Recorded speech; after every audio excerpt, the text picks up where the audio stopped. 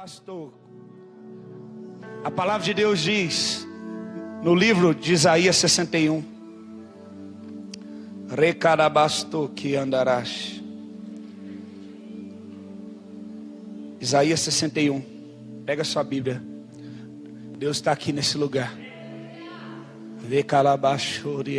Que Espírito Santo de Deus.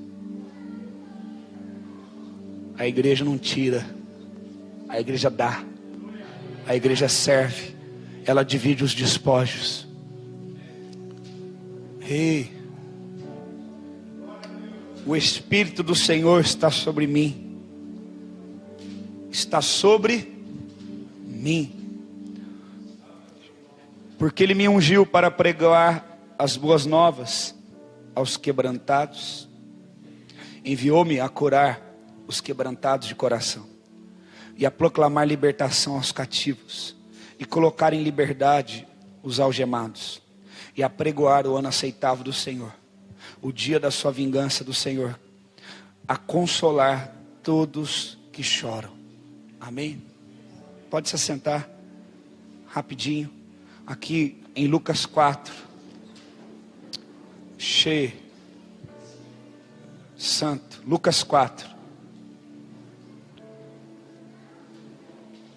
versículo 16.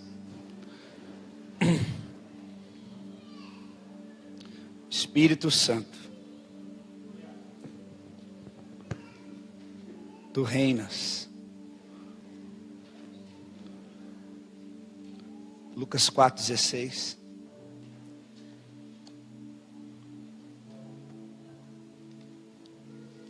Deus está aqui. Daqui para o final do ano, Deus vai fazer muita coisa ainda neste lugar. As respostas que você busca não estão lá fora, estão aqui no altar. Amém? Glória a Deus. Então vamos lá, Lucas 4. Pode acender aquelas laterais também. Pode acender. Hoje estou querendo um pouquinho mais de claridade aqui. Aí, Lucas 4, verso 16 fala assim: indo para Nazaré, onde fora criado, entrou num sábado em uma sinagoga, e segundo o seu costume, levantou-se para ler. Então lhe deram o livro do profeta Isaías, e abrindo o livro, achou o lugar onde estava escrito: o Espírito está sobre mim, pelo que me ungiu para evangelizar os pobres, enviou-me para proclamar libertação aos cativos e restauração da vista aos cegos, para pôr em liberdade os oprimidos e apregoar o ano aceitável do Senhor. Tendo fechado o livro, devolveu ao assistente e sentou-se. E todos na sinagoga tinham os olhos fitos nele. Então passou Jesus a dizer-lhes: hoje se cumpriu a escritura que acabeis de ouvir. Repita comigo: hoje se cumpriu a escritura que acabeis de ouvir. Vamos lá, preste bem atenção, rapidamente que eu vou falar. O profeta Isaías foi um profeta messiânico. O que é um profeta messiânico? Jesus, quando ele veio, pode subir um pouquinho mais, Paulo. Jesus, quando ele veio, para que confirmasse quem ele era, a base estava nas profecias. Os profetas eram aqueles que, entre tantos encargos, sobre eles estavam em encargo de dizer coisas futuras, coisas que iriam acontecer. Deus revelava aos profetas, eles profetizavam. Tanto que no Velho Testamento diz: crede em vosso Deus e estareis seguros. Crede nos seus profetas, não nos seus profetas, no profeta de Deus para vocês, e vocês prosperarão. O que significa isso? Que as pessoas, primeiramente, têm que crer em Deus, e Deus traz segurança, e depois crer no profeta de Deus, que traz a palavra de Deus, e você vai prosperar, porque o profeta sabe de coisas futuras, sabe de coisas que ainda vão acontecer, porque Deus revela a ele. E foi esse método que Deus utilizou para confirmar, quando Jesus viesse, que as pessoas tivessem, não só nos atos de Jesus, A gente precisa entender isso. Não foi só nas curas, nos milagres, mas que tivesse embasamento na palavra, tivesse embasamento histórico. Naquela época eles tinham o costume de registrar tudo, né? E eles não ainda nesse papel como a gente utiliza, mas outros métodos tecnológicos de registrar tudo. Então os profetas registravam. Isaías foi um deles, um profeta messiânico, alguém que profetizou sobre o Messias.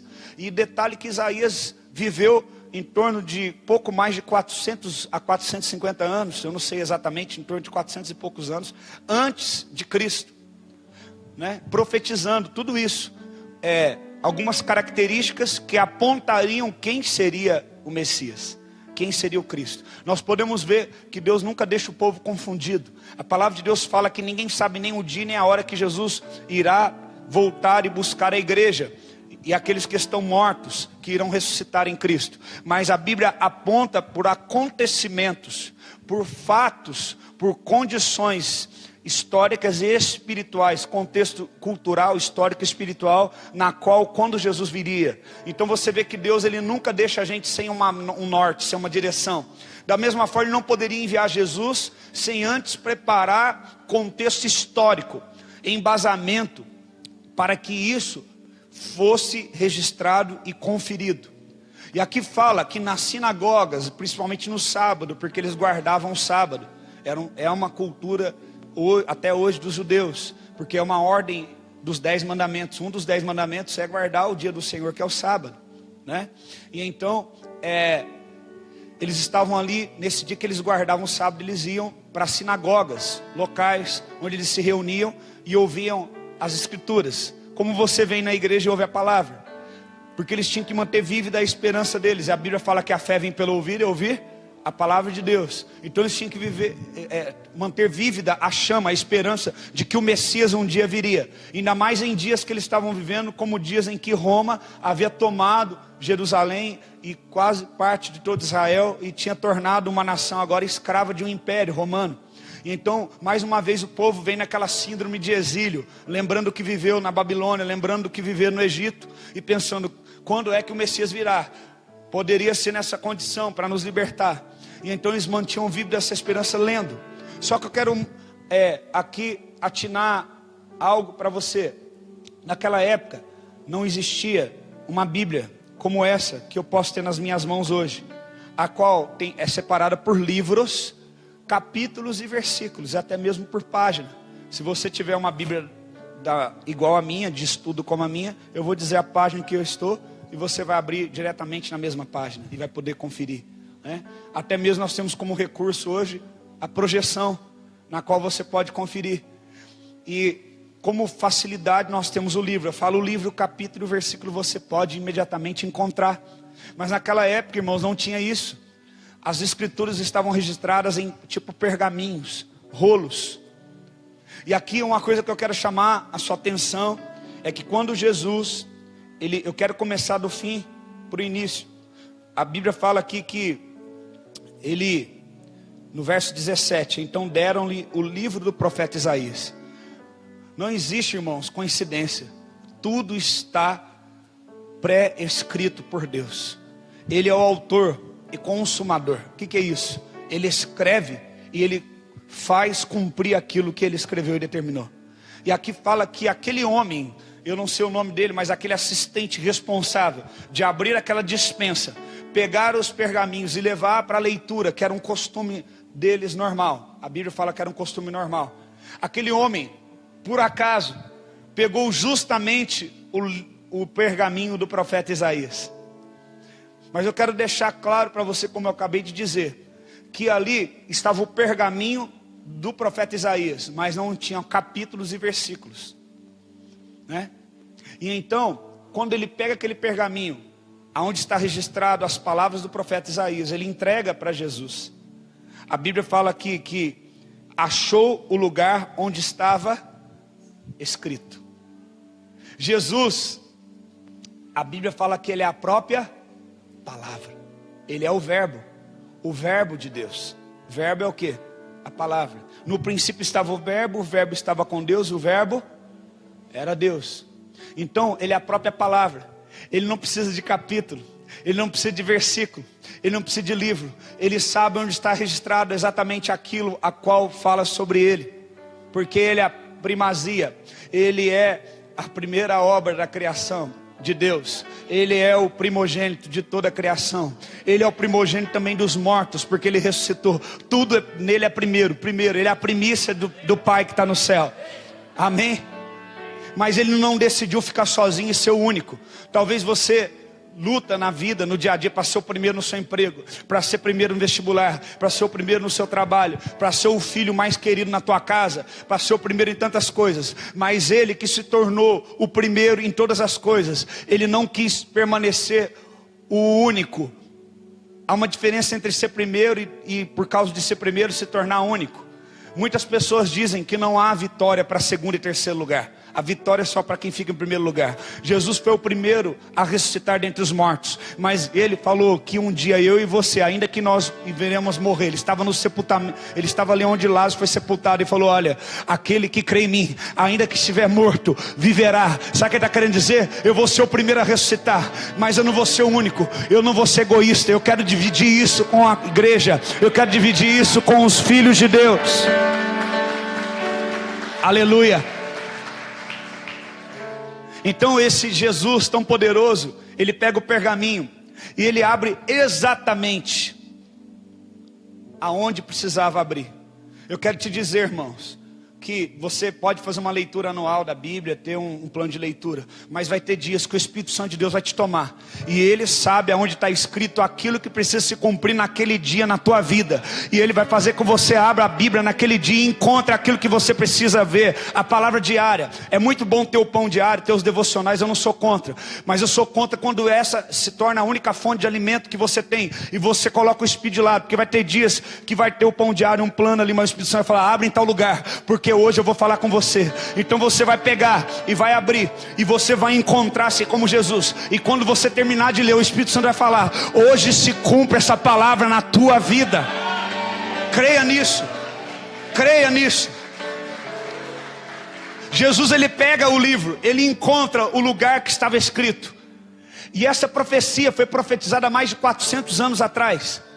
E ele fala, preste atenção que tremendo.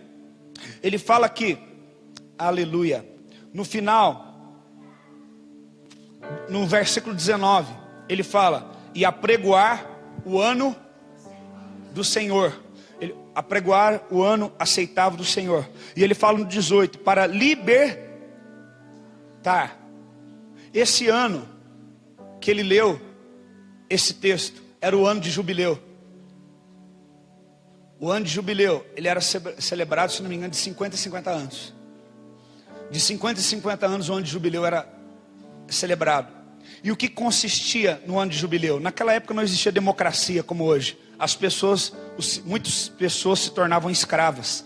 Elas eram compradas. E ela só podia ser livre quando ela cumpria aquele contrato. Então muitas pessoas tinham um contrato de 10, de 20 anos, de muitos anos. Mas no ano de jubileu, que era de 50 em 50, todos os escravos teriam que ser libertos. Você imagina você que foi um escravo, comprado para trabalhar na casa de uma pessoa. Você não é livre, você não pode ir embora quando você quer. E quando chega o ano de jubileu, você imagina a alegria desses escravos esperando que seja dado o direito deles serem libertos.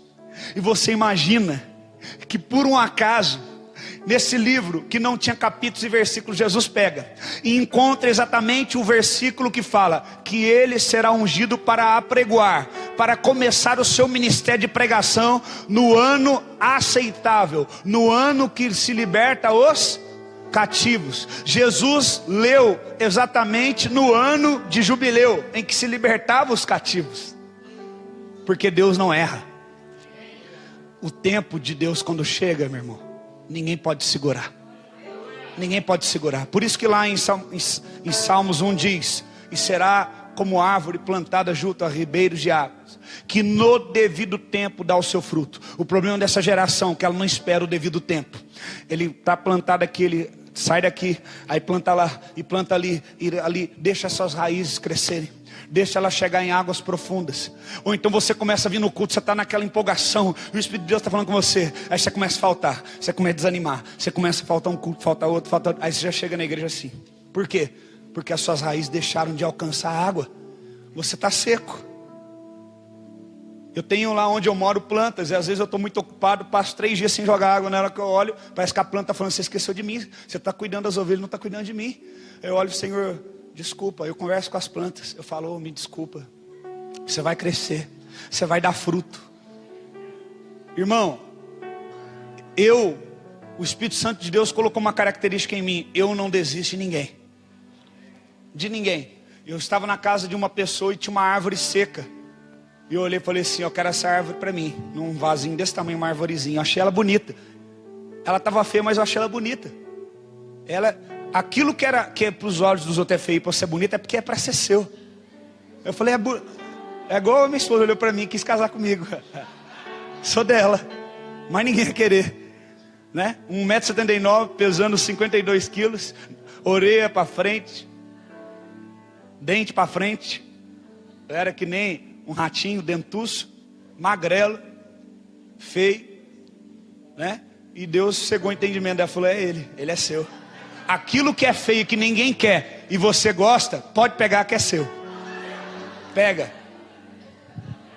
Aí eu olhei aquela árvore, falei, até o vaso. Aí a irmã falei: dá essa planta para mim, dá essa árvore para mim. Você quer mesmo? Ela tá seca, ela tá quase morrendo. Ela já pegou um galho assim da árvore, fez assim, ó, quebrou na minha frente. Falei: não faz isso com a minha árvore não, é minha já estou profetizando.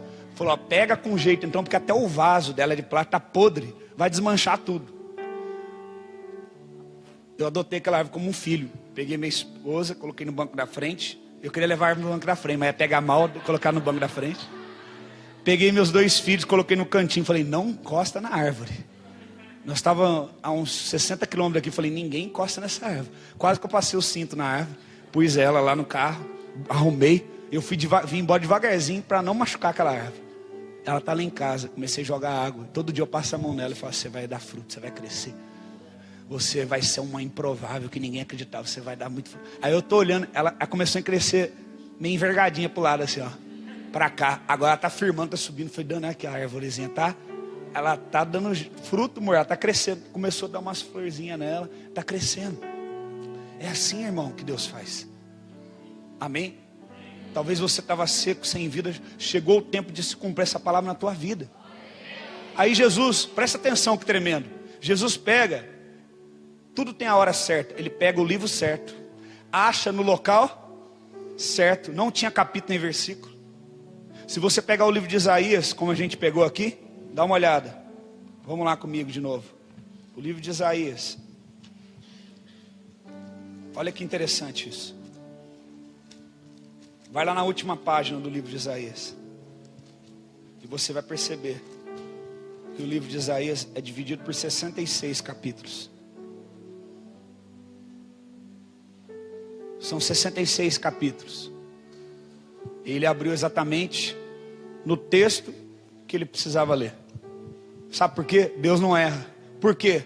Porque Jesus sempre foi conduzido pelo Espírito Santo. É isso que eu queria falar. Preste atenção. Pelo Espírito Santo. Quem é conduzido pelo Espírito Santo não se perde. E aí ele fala algo lindo. Ele fala: olha, o Senhor me ungiu. Ele fala: o Espírito de Deus, o Espírito do Senhor está sobre mim. O que é isso, estar sobre? Eu quero explicar rapidinho. Isso é ungido por ele. E para que ele foi ungido? Ele fala que foi ungido para evangelizar os pobres, para proclamar a libertação aos cativos, restauração daqueles que são cegos, colocar em liberdade os oprimidos e a pregar o ano aceitável do Senhor. E ele devolve aquele pergaminho e fala: hoje se cumpriu essa palavra. O que eu vejo? Eu vejo Jesus mostrando algo para mim e para você. Nós estamos falando toda quinta-feira sobre a pessoa do Espírito Santo. O Espírito Santo é uma pessoa. E muitas vezes nós conhecemos muito mal essa pessoa. Muitas pessoas conhecem somente uma identidade do Espírito Santo, que é: o Espírito Santo é o Consolador. É como assim, o Espírito Santo é aquele pai que todas as vezes que a mãe pega o filho que fez uma arte, quer dar uma surra nele, é aquele pai que não bate no menino, não corrige ele. Ou então é aquele pai que quando a mãe dá uma correção no menino, ele está chorando. A mãe o que foi? A mãe me bateu. Ah, vem cá, tadinho. A gente tem uma falsa interpretação da pessoa do Espírito Santo. Não. O Espírito Santo não é essa pessoa que a gente pensa no sentido de consolar, de ficar só passando a mão na nossa cabeça, de sentir o que a gente sente. Eu não vou entrar nesse mérito hoje de explicar sobre isso, mas eu quero falar de uma outra personalidade na pessoa do Espírito Santo. O Espírito Santo de poder, o Espírito Santo de autoridade. Nós temos que entender que o Espírito Santo é uma pessoa e ele tem poder, tem autoridade. E Jesus ele vira e fala: olha, o Espírito de Deus, o Espírito Santo está sobre mim. E ele podia falar isso sim, por quê? Porque quando ele foi batizado, o que aconteceu? A Bíblia fala que o céu se abriu, desceu como no formato de uma pomba. O Espírito Santo ele se manifesta de várias formas. Amém? Porque ele é Deus, ele não pode ser resumido numa única forma. Deus não pode encaixar numa única forma, porque ele criou todas as formas.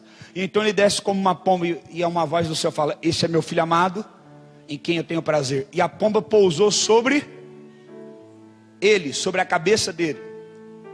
Por que fala sobre a cabeça e por que aqui fala o Espírito está sobre mim? Porque a cabeça é um sinal de autoridade. Por isso que você não pode deixar qualquer pessoa tocar na tua cabeça. Tá? Quando você for em lugar, qualquer pessoa põe a mão na tua cabeça e ora.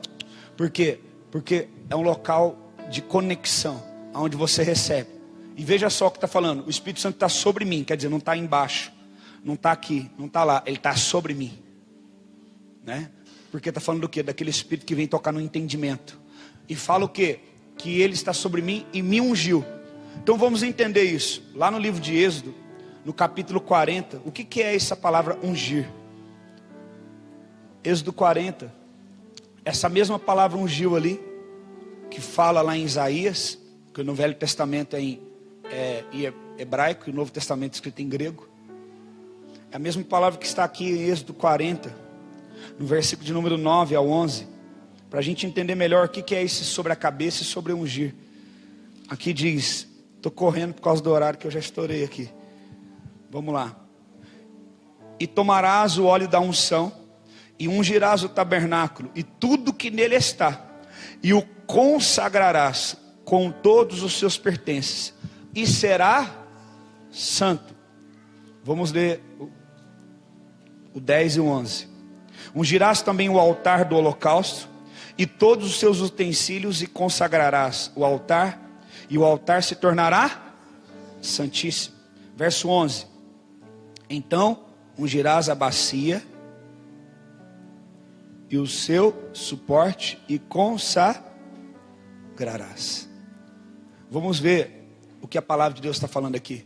Está falando que tudo que o óleo era colocado, quando eles iam adorar a Deus, eles fizeram um tabernáculo que Deus mandou que Moisés construísse. Havia alguns utensílios que seriam utilizados, e tudo precisou ser ungido com óleo. E quando era ungido com óleo, aquilo significava que aquilo, a partir daquele momento, se tornava o quê? Santo, consagrado.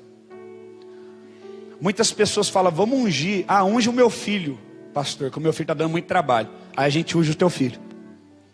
Aí o teu filho fala: pai, mãe, eu quero ir lá na escola de missões. Ah, eu quero ir lá no culto que vai ter. Ah, não, nós temos outros projetos, nós vamos em outro lugar.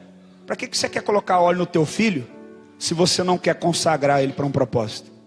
A palavra consagrar e santificar significa utilizar aquilo a qual foi ungido simplesmente para um único propósito.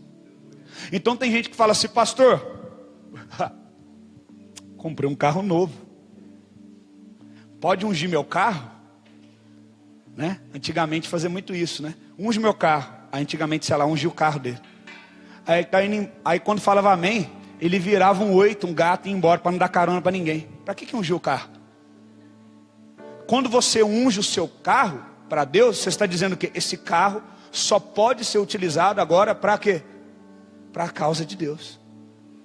Eu já vi gente de igreja, pega um violão, um instrumento, você vai entender isso que eu estou falando como adorador, unge o instrumento, isso aqui é para adorar a Deus. Aí ele está lá numa festa familiar, onde tem parentes dele que são ímpios. Ah, toca aí um Zezé de Camargo, toca um Chitãozinho Chororó.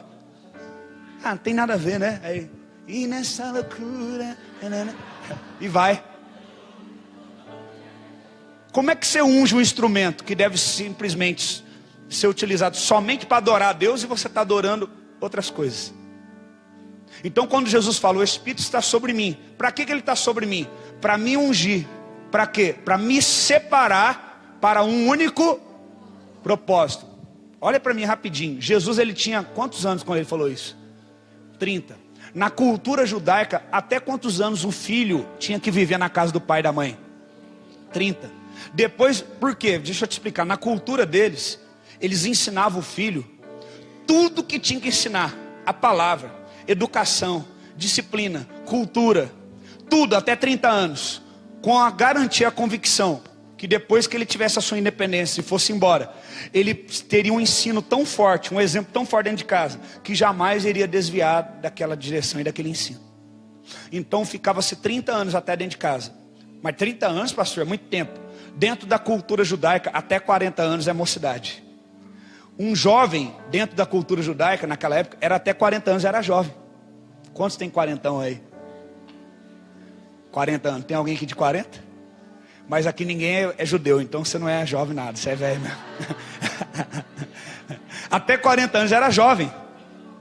Pô mãe, sou jovem, né? Jovem não erra, jovem equivoca. Lembra disso? Até 40 anos era jovem. Então naquela época com 30 anos sai de casa. Jesus saiu com 30 anos. Aí Jesus falou, vou viver agora o propósito de Deus.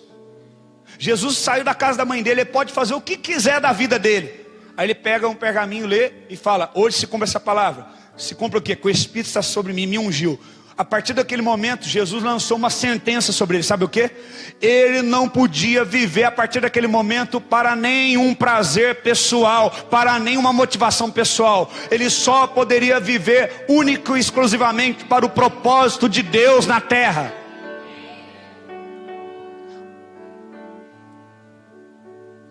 Quem está entendendo?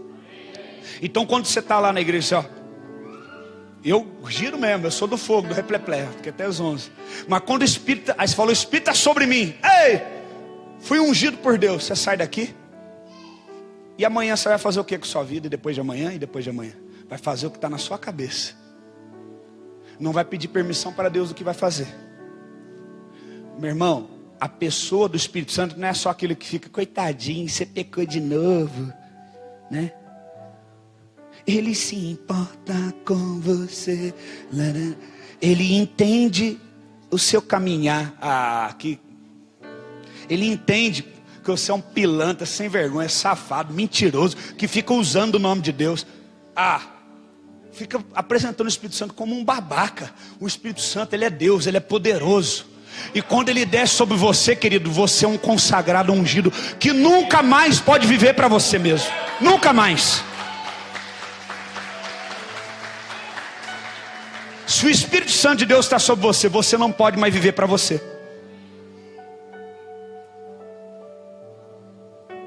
Não pode. Você tem que viver exclusivamente para Deus. Quantos estão entendendo? Amém? Então, você vê o que significa unção. Unção fala de consagração e vida separada. Quando você decide, eu quero ser cheio do Espírito Santo, o Espírito Santo virá sobre ti. Ele vai te ungir. Sabe o que significa? Você a partir de agora terá uma vida diferente. Você não faz as coisas da sua cabeça mais. Aí ele fala, o Espírito está sobre mim. Quer dizer, esse óleo ele vem sobre a cabeça. E nós podemos ver esse exemplo lá em 1 Samuel, verso 16. Capítulo 16, verso 13. Ó, gente, vocês me desculpam, mas o Espírito Santo que manda aqui. Amém? 1 Samuel 16, 13. Então Samuel tomou o vaso de azeite e ungiu no meio dos seus irmãos. Daquele dia em diante, o Espírito do Senhor se apoderou de Davi. E depois Samuel se levantou e foi para Ramá. Olha só, quando Samuel era um profeta, quando ele pega o óleo e vira onde? Na cabeça de Davi. O que acontece com Davi? Ele vira o quê? Um homem cheio do Espírito Santo. O Espírito Santo se apossou dele. o Espírito Santo veio sobre. Olha o que Davi fala. Salmo 25. Se eu não estiver enganado. 23, versículo 5. Salmo 23, versículo 5. Prepara uma mesa na presença dos meus. Aí tem gente que lê esse versículo. Quando Deus me ungir. Aí vem a música que eu mais gosto de cantar. Coitada dessa irmã, tá? Vai ser massacrada por resto da vida. Quem te viu passar na prova e não te ajudou, quando vê você na bênção, vão se arrepender. Vai estar entre a plateia e você no palco. Vão olhar e ver Jesus brilhando em você. Quem sabe no seu pensamento alguém. Não, essa música é muito legal, mas não tem nada de Bíblia nela. Não é bíblica. Olha o que Davi fala. Prepara uma mesa perante dos meus inimigos. Davi tinha muito inimigo, irmão. Vamos falar um pouco dos inimigos de Davi. O seu próprio filho, Absalão. Alguns pastores têm esses filhos na igreja. Espírito de Absalão. O cara vem com a vida destruída, arrebentada, descredibilizado. Você ensina, cuida, tira os carrapichos, tira os demônios dele, tira a mentira, tira tudo. Aí na hora que ele vai lá, cresce, ele fala o quê? Vou abrir um salão. Vai lá, abre um salão e abre uma igreja, racha a igreja. Tem muito espírito de Absalão, né? E o Absalão ficava na porta do palácio. O povo tinha acabado de sair da reunião com Davi. E aí, como é que foi a reunião lá? Davi não resolveu a minha situação. Rapaz, você sabe, né, que eu sou um cara mente aberta. Davi já está mais velho e tal. Se eu tivesse lá no reino, no trono, eu resolvia o teu lado, eu te adiantava. Fazendo aquela politicagem. O próprio filho dele era inimigo dele. O próprio filho fez uma tenda na praça pública e estuprou a própria irmã. Aí o outro filho de Davi quis matar o próprio irmão. Davi teve, eu estou falando de alguns inimigos dentro de casa, dentro da família dele. Então não fica pensando, por que será que eu sou perseguido dentro da minha família? Davi tinha inimigos dentro da própria casa. Sem falar de tantos outros inimigos que ele tinha. Um dos maiores inimigos adversários que ele tinha foi o próprio Saul. Ele orava para Saul, abençoava Saul, cantava louvores, ele era liberto. Daqui a pouco ele pegava lança e jogava quando Davi estava de costas para matar Davi. E aí quando fala, prepara uma mesa diante dos meus inimigos, eu tenho base bíblica para te provar isso. Sabe o que Davi está dizendo? Ele está dizendo assim, eu vou ser vingativo. Quando eu estiver eu estou na prova, mas quando eu estiver na bênção, meu inimigo vai comer na minha mão. Não. Por quê? Davi, o Espírito de Deus estava sobre. Então, como o Espírito de Deus estava sobre ele, a forma dele pensar não era mais a forma do antigo Davi. Era uma forma consagrada e santa. Que significava então que Davi só podia ter uma mentalidade separada para Deus. Que não tinha espaço para a sua vingança pessoal e para a sua rejeição. Quem está entendendo? Então você lembra de quem quando vê esse texto? Quem que sentou na mesa de Davi, que representava um inimigo dele? O filho de Jonatas. O neto de quem? Saul. Um cara desprezado, que era aleijado. Tinha quebrado as duas pernas quando era criança, se tornou aleijado. Ele falou, vai lá e busca. Quem for vivo da casa de Saul, busca quantos forem. E eles vão comer na mesa comigo, enquanto estiverem vivos. Irmão, naquela época um rei jamais colocava dentro do palácio um filho do seu antecessor. Porque ele podia requerer o quê? O trono. Mas Davi, ele não estava com o coração no trono, ele estava com o coração naquele que o colocou no trono. A diferença de Saul para Davi: Saul também foi ungido, o Espírito estava sobre ele, mas ele reprimiu a mentalidade do Espírito de consagração e de santidade e quis governar da maneira dele. E como terminou Saul? Morto pela própria espada. Agora, como Davi teve a sua história? Com dificuldades, mas ele venceu, porque ele falou, prepara uma mesa diante dos meus inimigos. Sabe o que ele está falando? Eu sou um cara ungido, o óleo está sobre a minha cabeça, eu não posso ter a mesma mentalidade de antes. O Espírito de Deus está sobre mim. E quando o Espírito de Deus está sobre alguém, irmão, ele pega aquela natureza deteriorada e ele faz algo grande. Nós temos que lembrar que Jesus é o Filho de Deus, mas ele veio em carne. Preste atenção, estou acabando. E a natureza carnal, a carne já estava o quê? Caída e condenada. Então quando Jesus fala naquele texto que eu li, o Espírito de Deus está sobre mim, preste atenção, e ele me ungiu. Sabe o que Jesus estava querendo dar de exemplo para mim e para você? Que quando o Espírito de Deus vem sobre uma natureza caída, carnal, quebrada, e essa natureza se sujeita a esse Espírito, se torna ungida por ela, aceita ter uma vida consagrada e santa por ela, esta natureza vai ser transformada e vai libertar os que estão presos, vai curar os que estão enfermos, vai trazer pregação, que liberta, que restaura, que quebra todo sofisma, que quebra todo pecado, que restaura aquele que está caído. Jesus nos deu exemplo de como podemos viver cheios do Espírito Santo. Você está entendendo o que Jesus fez?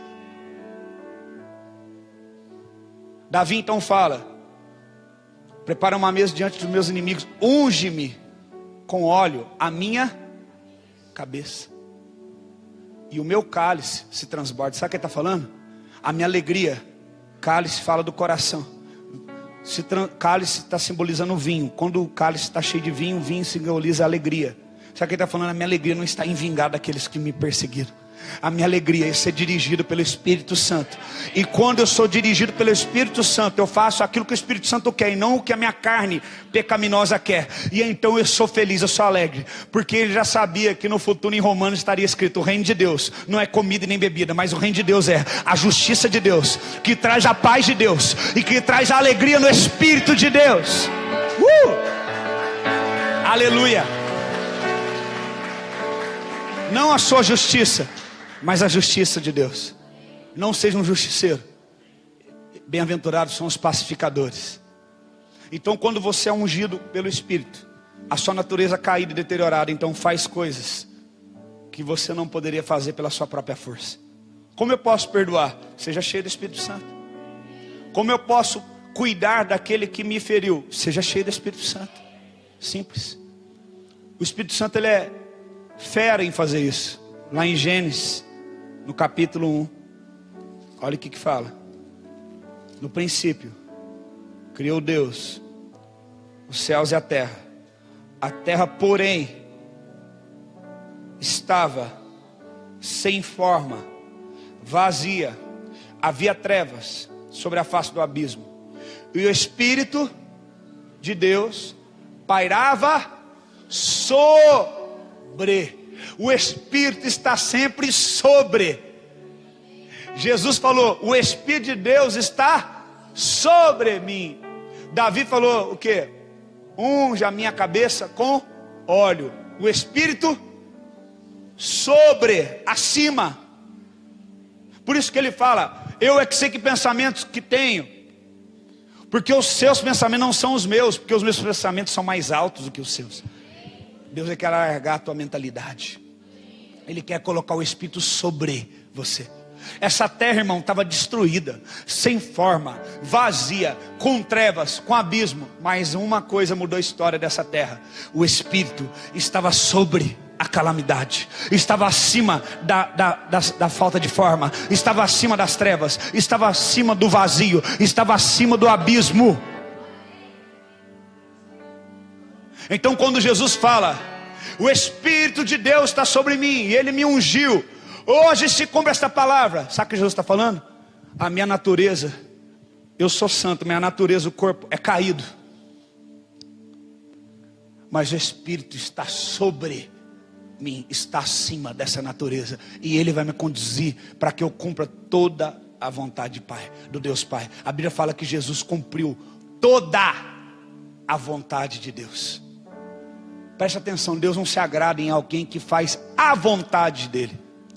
Ele se agrada daquele que faz toda a vontade dele. Porque alguém que faz toda a vontade de Deus é santo, é consagrado, é ungido. Sabe por que você olha: nossa, aquele homem de Deus é tão usado, aquela mulher de Deus é tão usada, é tão ungido. Qual é o segredo? Sabe qual é o segredo? Quando você obedece toda a vontade de Deus. Porque a palavra ungido significa separado, consagrado. Significa o quê? Que o Diego não pode mais fazer exatamente nada sem a direção de Deus. Sabe qual é o segredo do meu ministério? que não sou eu mais quem vivo, mas Cristo vive em mim. Sabe qual é o segredo do meu ministério? Não faço exatamente nada sem aquele que está sobre mim. Sabe qual é o segredo do meu ministério?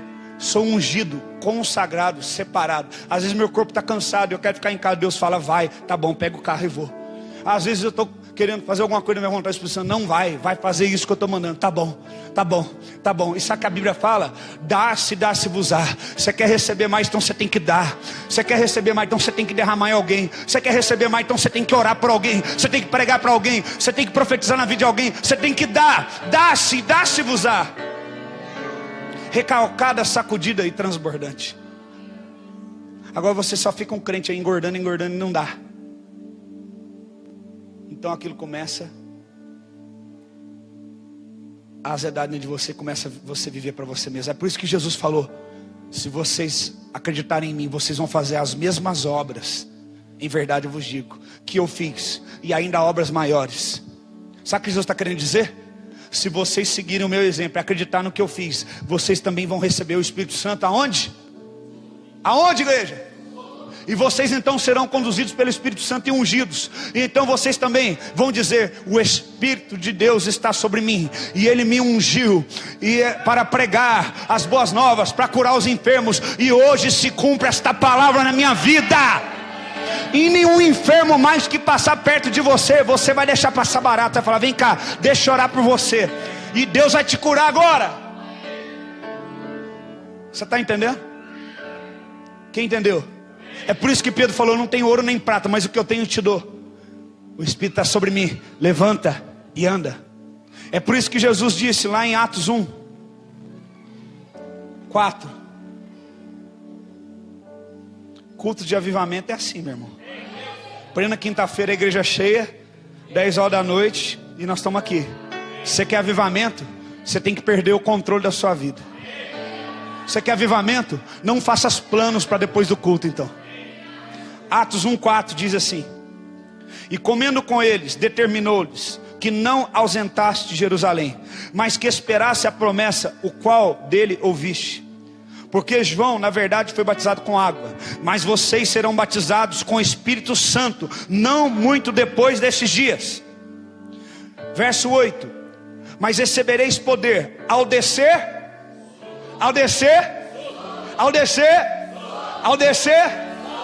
o Espírito, ele tem que vir sobre.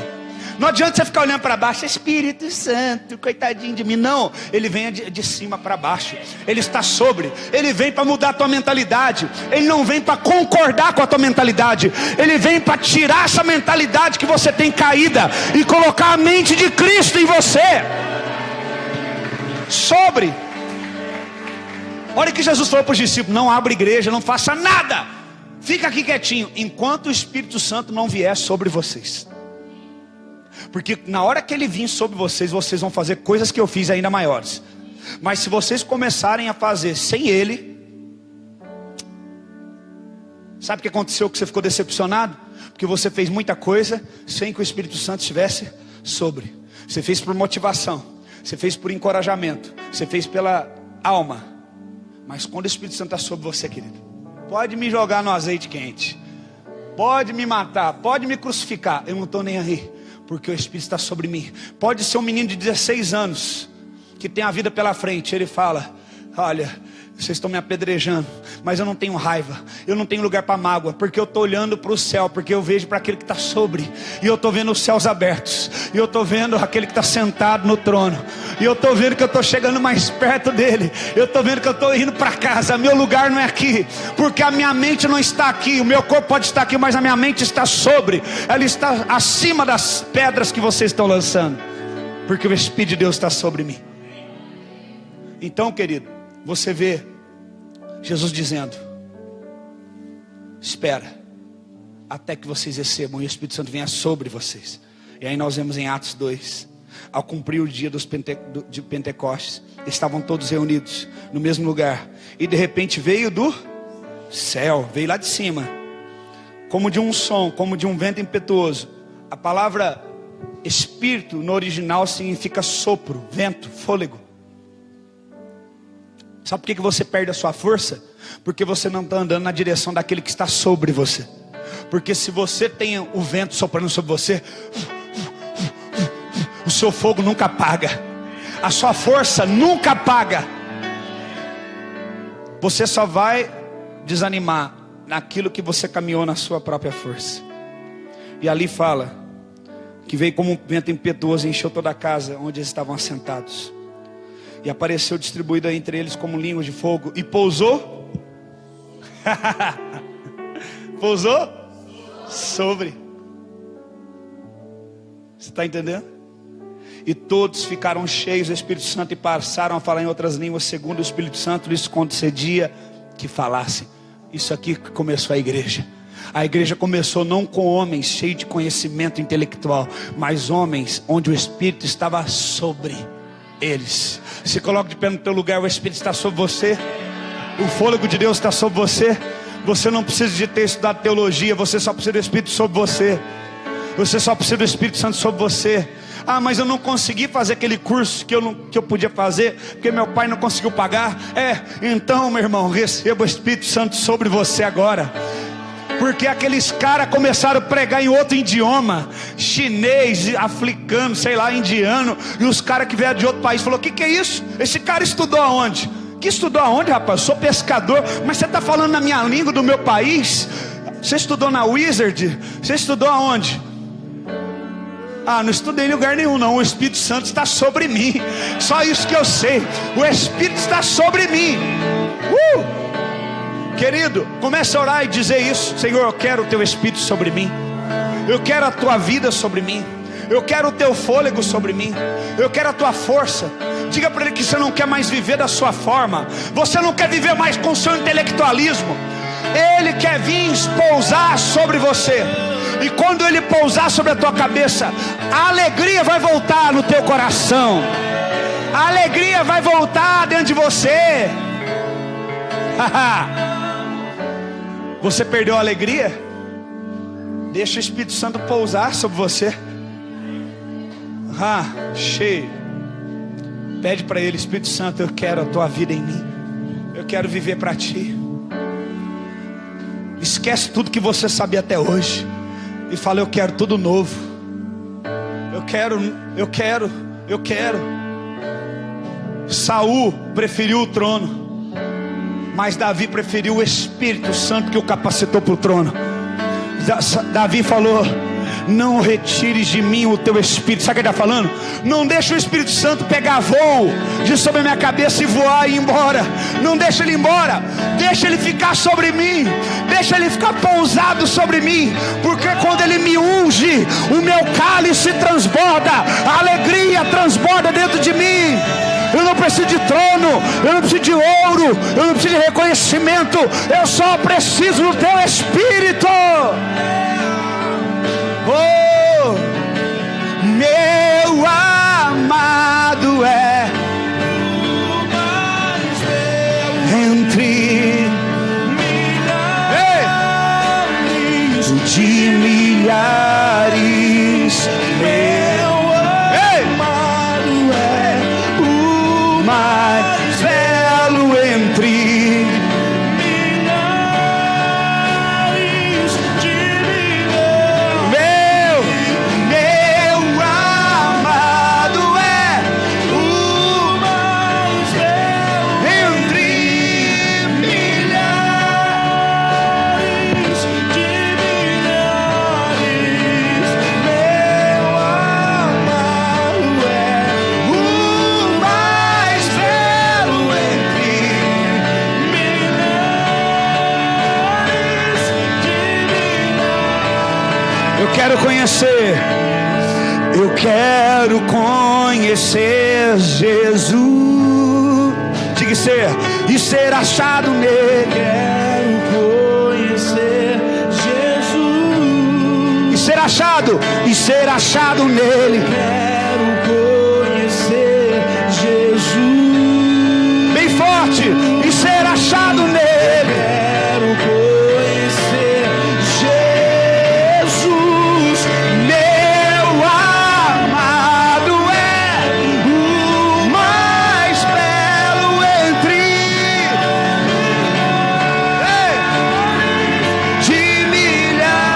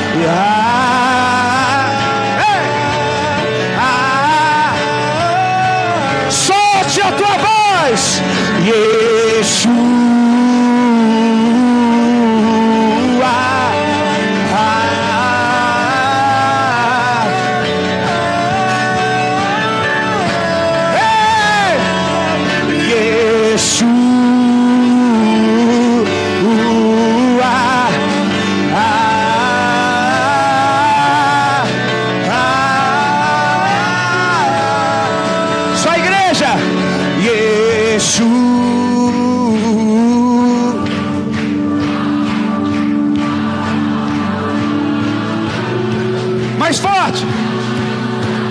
Solta a tua voz, Yeshua. Yeshua.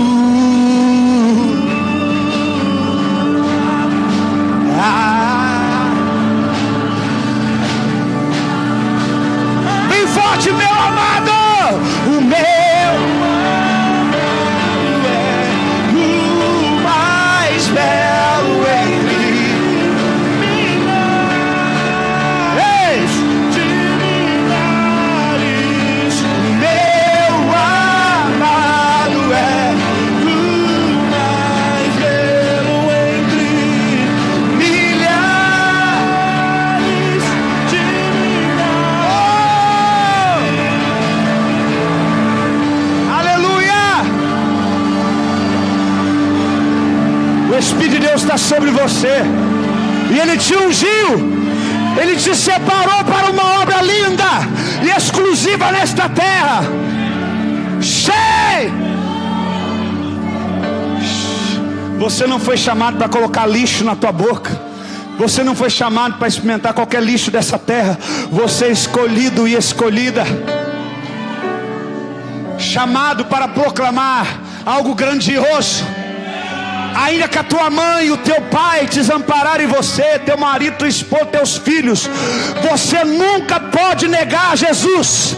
Nunca, nunca, nunca, nunca. Ele é tudo. Ei, Ele é a melhor pessoa que você já conheceu. Ele é a melhor coisa que já aconteceu com você. Oh, seja cheio do Espírito Santo. Seja cheio do Espírito Santo. Seja cheio do Espírito Santo.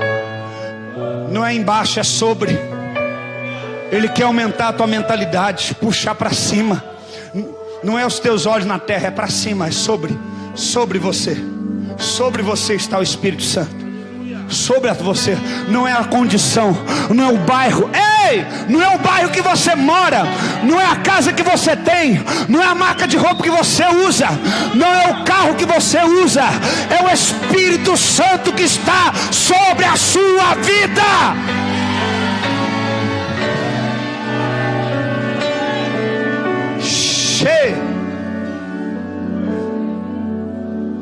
Essa igreja vai explodir.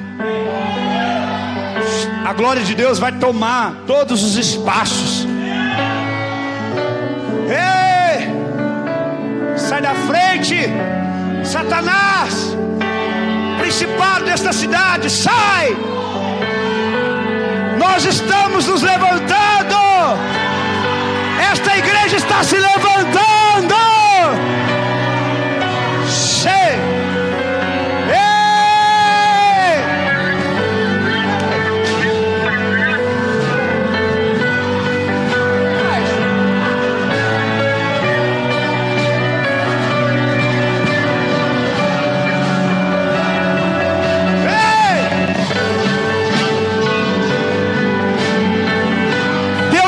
As crianças, Deus vai tomar os jovens. Cheio, cheio. As mulheres, os homens, Deus vai tomar tudo. Deus vai tomar tudo. Deus vai tomar tudo. Vocês são meu rebanho, assim diz o Senhor. Tu és meu, igreja, e eu te chamei pelo meu nome. Tu és minha, tu és minha, tu és minha, igreja. Ei!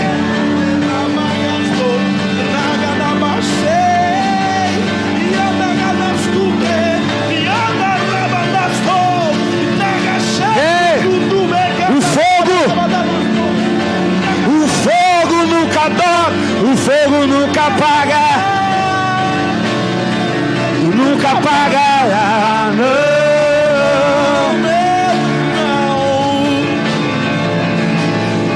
Deus nunca morre, Deus nunca é vencido. Ei! Nunca é vencido.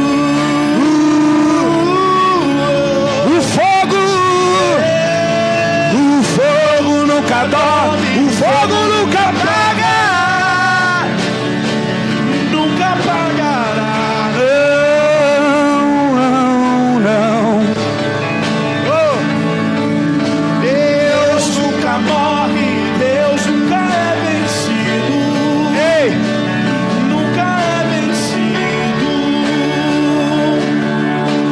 Feche os teus olhos, levante as suas mãos.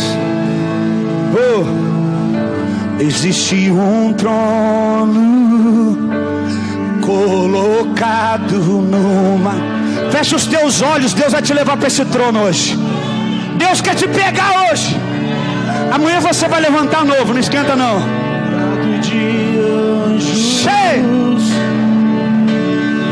Onde Deus reina. Existe um trono. Existe um trono. Existe um trono colocado no mais alto lugar.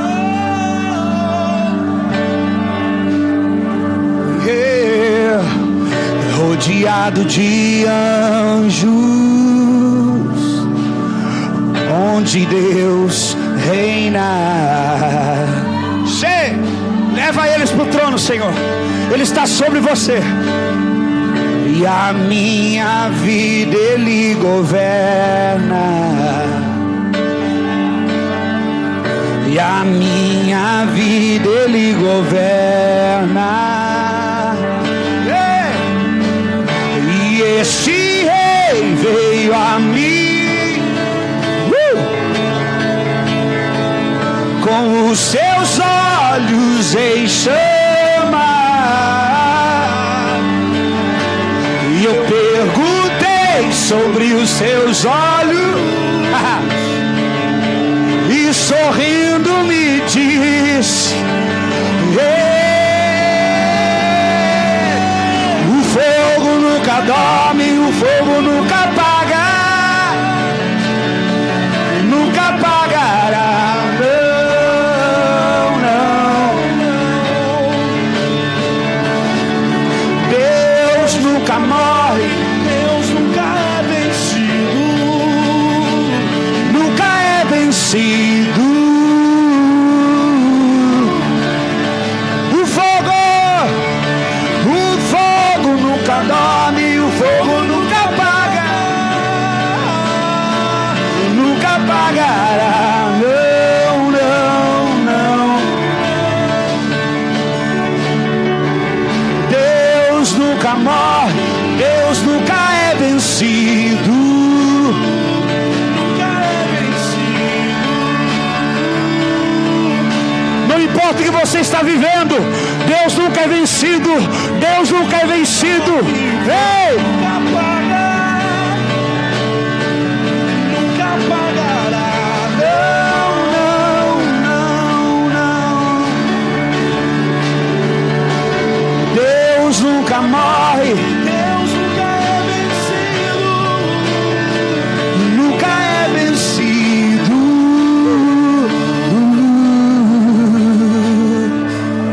Cheio.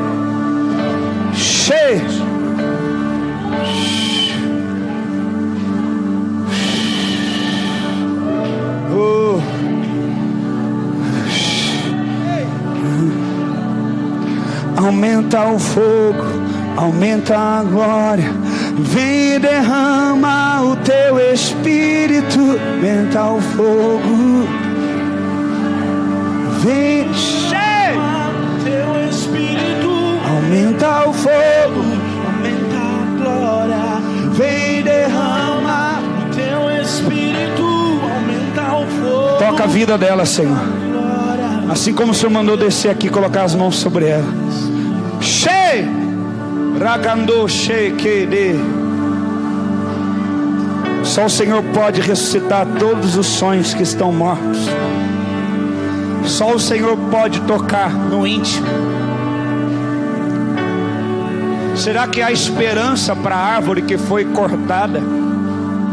Para a árvore que foi decapitada? Que foi abandonada para ficar ali sozinha e morrer? Ao cheiro das águas brotará e dará frutos como nunca, porque não é uma obra de homens, não é vontade de homens, é obra do Espírito Santo. Ei, Ele parou na tua frente hoje, Ele está na tua frente, e Ele diz: eu te chamei, ei, eu te escolhi, e eu falo contigo hoje. Eu toco no teu íntimo com a minha presença. Há muitas reservas dentro de você ainda, eu sei, mas eu sei ser cuidadoso. Eu sei ser, eu sei ser um noivo amoroso. Eu sei ser um noivo amável.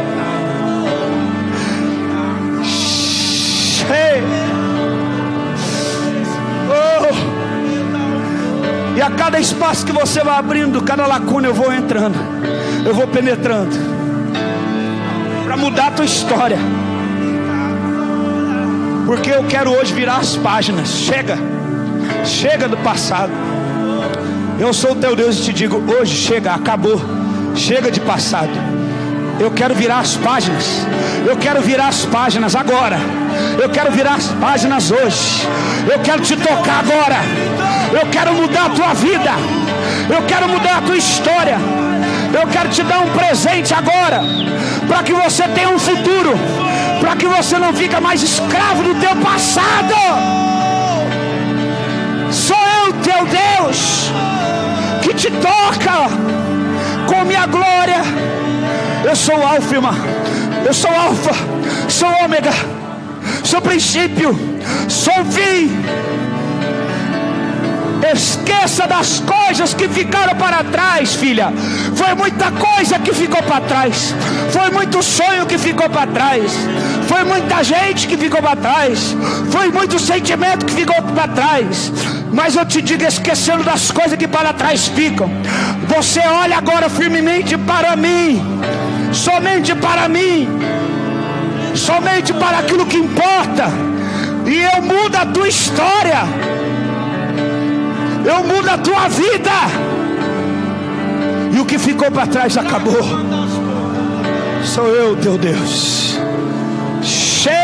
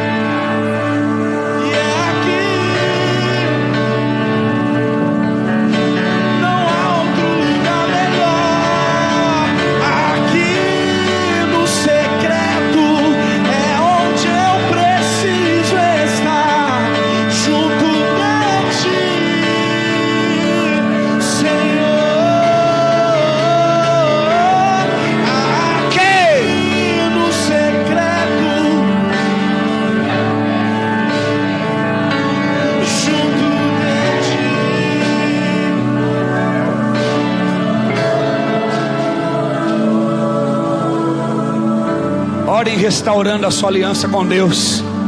As crianças já estão fazendo isso. Diga: Senhor, eu não vou te abandonar mais. Ora onde você estiver agora, faça esse compromisso. Senhor, eu não vou ser morno. Eu não vou ser um crente morno. Eu não vou ser um filho morno. Epa! Eu vou ser um filho quente. Eu vou ser um filho cheio do teu Espírito, cheio da tua glória. Vem sobre mim. Vem. Vem, Espírito. Faz esse compromisso com Ele agora. Epa! Cheio.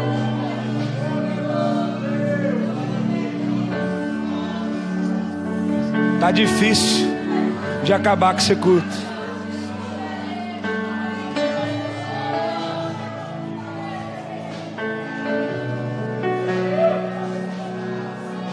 Ei! Repoque. Rai kanda she.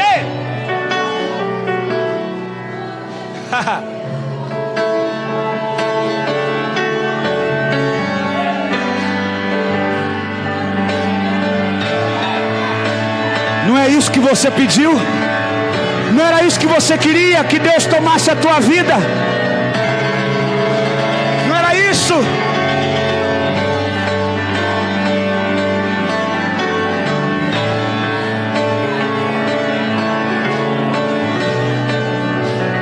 A partir de hoje Ele muda tudo. Ele falou que ia tirar o lacre hoje.